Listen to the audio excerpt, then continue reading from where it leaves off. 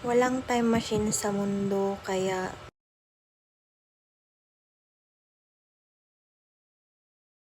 sulitin at i-record natin yung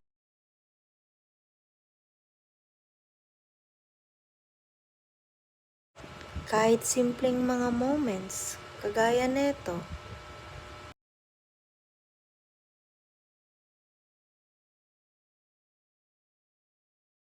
Minsan lang sila maging bata, at balang araw tayo'y tatanda na rin.